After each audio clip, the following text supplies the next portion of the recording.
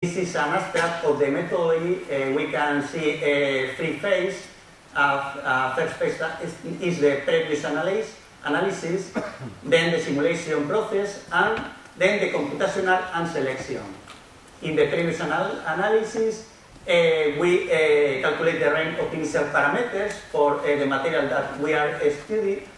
And with this initial range of parameters, we calculate the genome, the individuals of the first generation.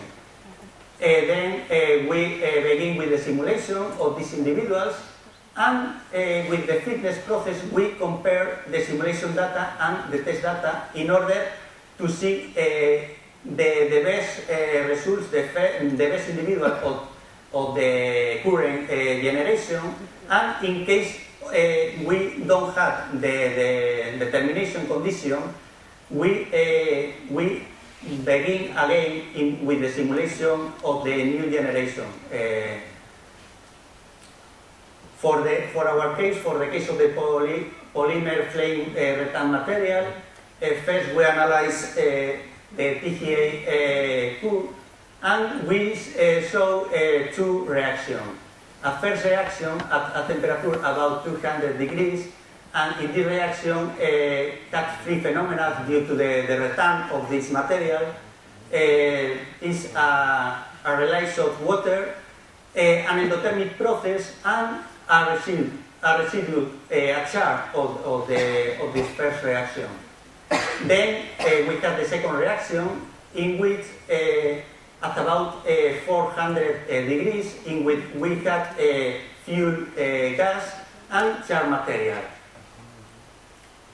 This is the range of parameters that we use in this case, in which we have some parameters, for example, the density, with a small variation of only 10%, and all the other parameters, for example, the heat of reaction, the exponential factor, the reaction order, with a large variation, because we don't have the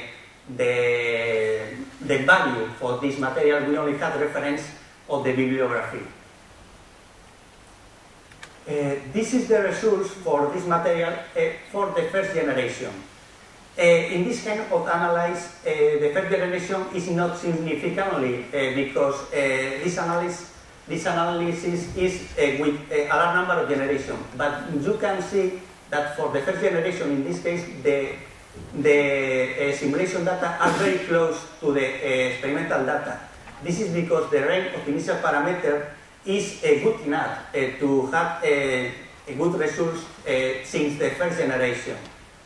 For the generation, for example, 104, the results are very close between the simulation and the experimental data, and with more generation we got a better result, but it's not included in this slides, in this presentation. But in this case we can see that, for example, the slope of the curve, the time of ignition is very close for all heat flux between the experimental and the simulation data, and the final of the curve is very close too. If we compare the first generation with the generation 104, we can see the evolution process. We can see that in the first generation the results are good, but when we use the evolutionary process, the results are very close between both curves. We analyze other kinds of parameters, for example, the thermal inertia, using calculating the thermal inertia using the Janssen methodology, and then with the optimization process, and the value is very close. The conclusions of the work is that the methodology shows a good accuracy for the characterization of the thermal inertia and the phase behavior properties of the flame retardant polymer material. A previous study indicated that several optimal set of parameters can be found, and the best set of parameters does not correspond to the real parameters due to the errors of the computer models. But in this study, we got a good correlation between the initial set of parameters and using the initial set of parameters very close to the real values, and using the scheme of the reaction using the TGA and DCC test results. And the combined study between the calorimetric and thermogravimetric analysis enable a fine approximate description of the material phase behavior. And finally, the method described here was applied to practical CFD simulation, and this method was also applied to other kinds of material with successful results. Thank you very much.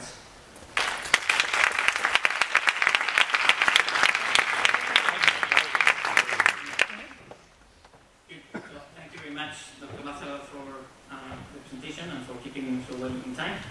We do have time for questions.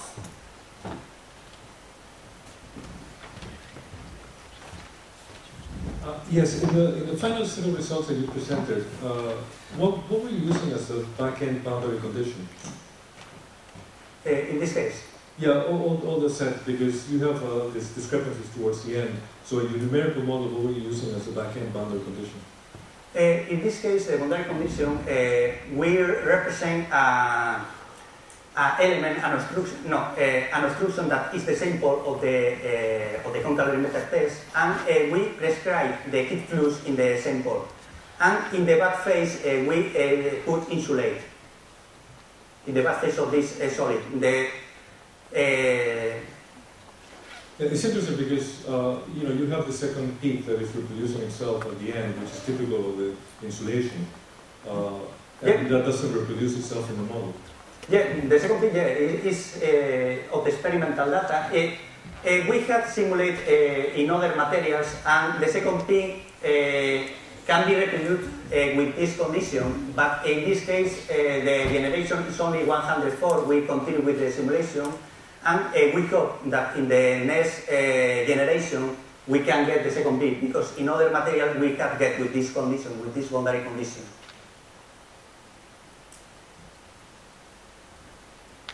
More questions? I do have a question. I have to say that together with Carlos Fernández-Pello, José Torero, and Chris Ottenberger, this actually was an idea that I started in my thesis. So, no.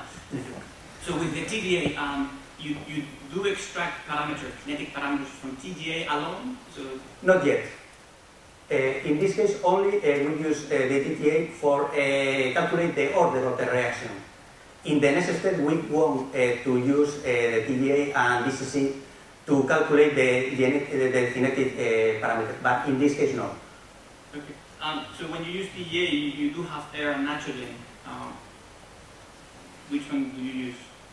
Well, you have TGA conducted under air and under nitrogen atmospheres. Which one do you use? The TGA, you can change the atmosphere of the test. In this case, the atmosphere is nitrogen. No, it's not realistic. We want to use oxygen because the reaction sometimes changes. But in this case, we can we show that with the bibliography that this kind of material has two reactions, the same that we get with the experimental data. Perfect. And then I'm not sure. I guess I should read the paper. You said that the first reaction you have a two-step consecutive reaction scheme. The first one you said is water operation, or yeah. Okay. So it happens at high temperatures. It's already past 150. So it would be. I'm not saying it's possible, but it's out of the typical range for water evaporation, I would say. No, even in a porous medium. No? Okay, no, yeah, it's fine, it's fine. Okay. Any other questions from the audience? Okay, well then, thank you very much.